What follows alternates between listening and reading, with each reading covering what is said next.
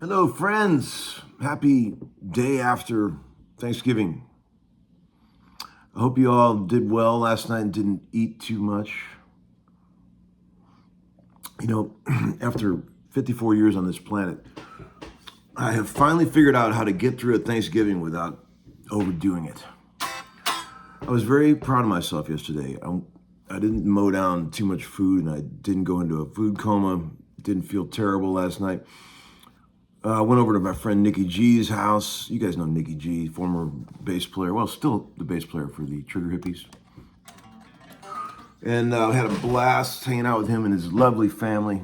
Sweet, sweet, sweet people. And his young son, Conrad, is turning into quite the guitar player. He's about 20, maybe 20 something. Boy, he's really getting it. I showed him a couple things, man. He's off and running, that boy. But hey, Conrad, cool hang yesterday. We did pretty good on football. I won the first two games. I took the Packers, and I took the over on Dallas, but then I went for the swing for the fences, doubled down on Seattle and lost it, so I broke out even. But, you know, you never know. And I like to swing for the fences when I'm gambling, you know what I mean? It's like, if you're going to go, you got to go, you're going to go big, right? But in case you've forgotten what a phaser is supposed to sound like, do you remember these? Man, I've always said that these are the best phasers of all time. Mutron Phaser 2 from the 70s. I mean, can you even imagine how amazing, like, I wish you guys could be here in the room to hear this, but you just hit a chord, man, with it.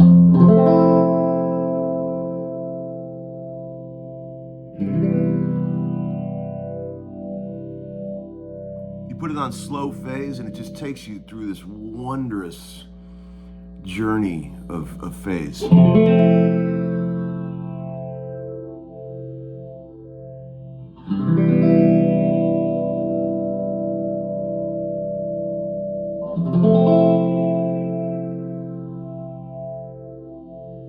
man, it's just gorgeous. I remember the first time I got a hold of an old MXR Phase 90 when I was a kid. I think it was a Phase 100, actually, the first one I got, and I was just mesmerized by the beauty of the slow phase roll, you know, that it does. I think a lot of people have forgotten what a really good phaser sounds like. It's got to be chewy. That's what Bubba always used to say. Like, a really good phaser has that chewy thing, that super analog thing that it does, and nothing can give it to you like a Mutron 2, Phaser 2. Those are amazing. If you ever find one of these in a music store, just buy it. They're amazing. Okay, let's get into some DCB. Let's see. Hey, Larry, you really love those old Electro-Harmonix pedals, don't you? What's the best Big Muff of all time? Well, you know, there have been a gazillion incarnations of the Big Muff. And if you want to learn about them all, go to Kit Ray website, Kitrae, Kit Ray's Big Muff page. I've always said it's one of the greatest resources on the internet if you're into old gear. The Kit Ray Big Muff page is amazing. I mean, people have no idea how many variants there have been of Big Muffs. I mean, just hundreds. And this page shows you each one and all of its, little ins and outs. It's really fascinating.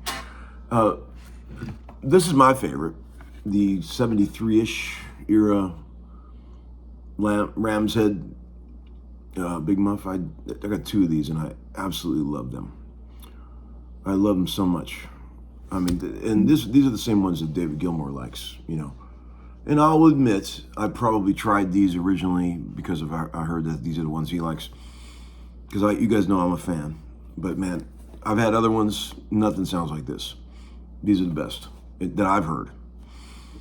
I've never tried any of the really early ones, like the triangle, the 3-knob triangles. I've never had one, so I could be missing something.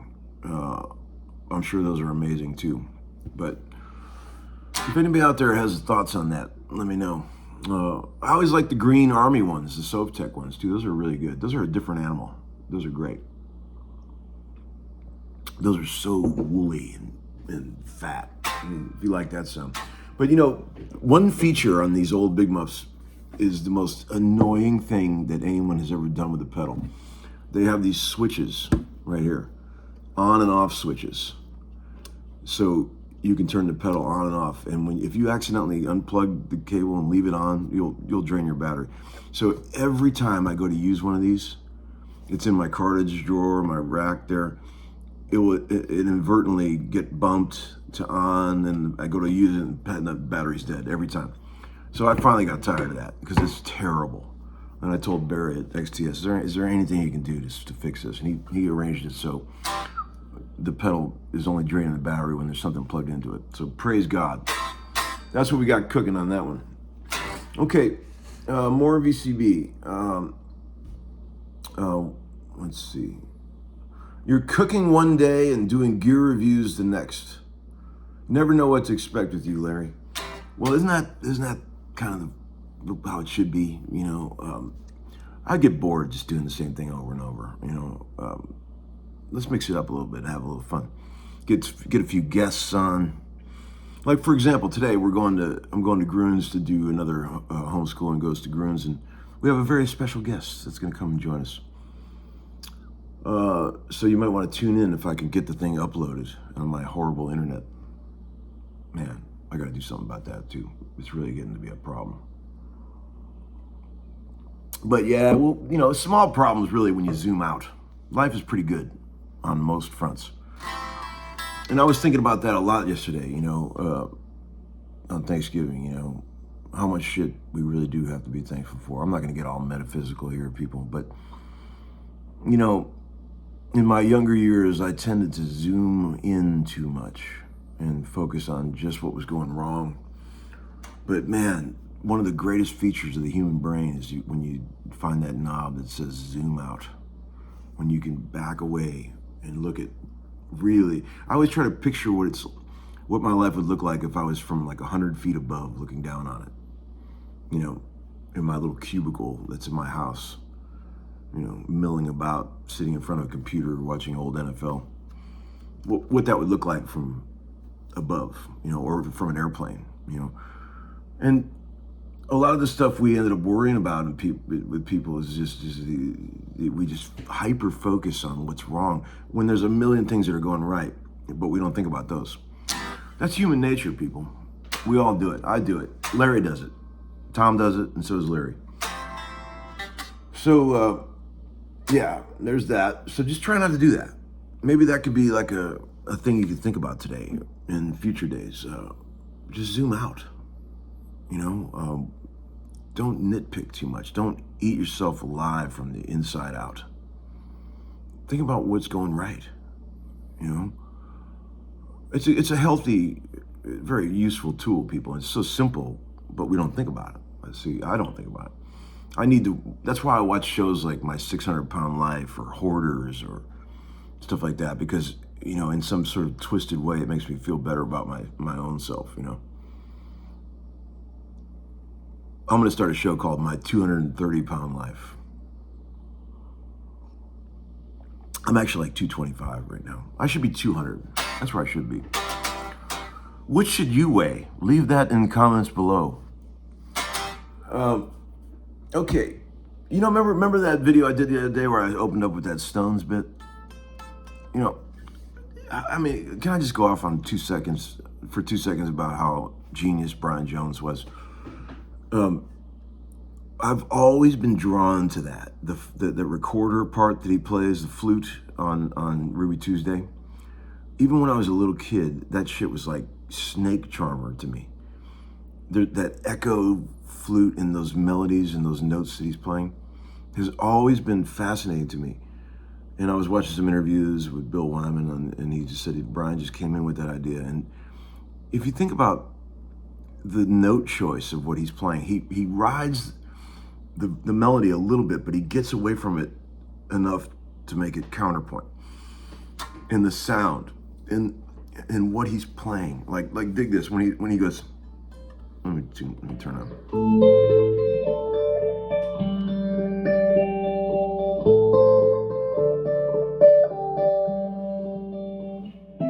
He goes.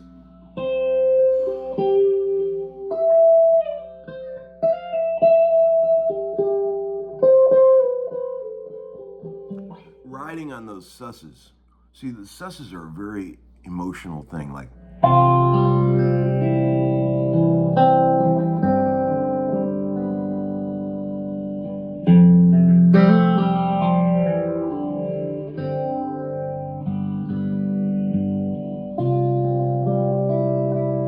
susses have a way of pulling on your heartstrings that no other note has. And if you don't know what a sus is, Google that. All right, so Brian Jones, man, Lord knows what he could have done had he got himself back on the right track and cleaned up a little bit. Because he was kind of like the closest thing that Stones had to George Martin. Okay. Hey, Tom, are you a fan of Dumble amps? You know, I am. I think what I've heard people do on records with them is amazing. For some reason, I've never been compelled, even remotely, to go down the Dumble rabbit hole. I just, you know, Rick Vito used them. He, you know, some of those amazing solos he played, like "Tender as the Night," and you know, "Like a Rock." That was his junior through Dumble. It's great guitar tones, man. I mean, and Kenny Wayne, my dear friend, uses them, loves them. I just have never been. I don't know. I just never been drawn to like going down that rabbit hole.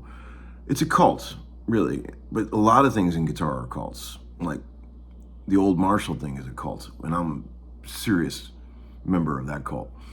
Pre-1970 Marshall cult, I'm in that one. I'm in that one for sure. Or the PAF cult. There's cults for everything. Corvettes, you know, whatever you really. There's so much mystery surrounding these things that it really does feel like you're in a cult when you start looking at pre-1970 Marshalls. You know what I'm saying? I'm a big believer in all that stuff. God, this is already 13 minutes. The time just flies. Okay, what else have we got here? One guy said, looking forward to the subscription-based lessons. Thank you. You know, there's been a couple comments from people in here that are saying, don't change what you're doing, Larry. We like it like it is, free. Yeah, you know, I'll always have the Homeskoolin channel. Don't worry, that's always just my release. But in addition to the Homeskoolin channel, I'm going to do a subscription-based thing that gets very detailed, that really shows you guys what I'm doing instead of just drinking beers and fucking off. So if you're interested in that, you can have that. But of course, for all you freeloaders, I'll still do the free videos. You know, I'll always have them for you guys. Don't worry. Larry will never let you down. Because I like free shit too, you know. I don't think, I've been playing on chess.com for years and I've never signed up for a subscription. That's pretty lame. That's the kind of shit I do. Maybe you're the same way. Let's see. Is there one more? The Boss's music isn't the problem, it's his politics. See, I remember I was talking about Bruce Springsteen. See, I don't know shit about his politics. I really don't. I don't really care. You don't have to tell me. But I just judge him on his music. So, I mean, I dig it though. People can do things that really turn you off to them. You know, like after finding out that certain rock stars that I've always liked their music are complete assholes, it makes you kind of like not really want to listen to that stuff anymore. You know what I mean? You know what I'm saying? You just don't want to, you know, hear any of that. You just don't, you know, you don't want to hear any of that stuff anymore, ever. Okay, so, let's see. There's a couple more things. Maybe one more, or I won't be able to upload this. It'll take too long. Maybe we've covered enough. Maybe that's enough. Happy Thanksgiving, post-Thanksgiving. All right, guys, thanks for sticking around and watching the channel. I've just went over 800 videos. Oh, and thanks for the kind words about my 1969 Topps football set. You know, if you would like to see others, I have every year from 1980 all the way back to 56. Let me know in the comments below what year you want to see. All right, bye-bye.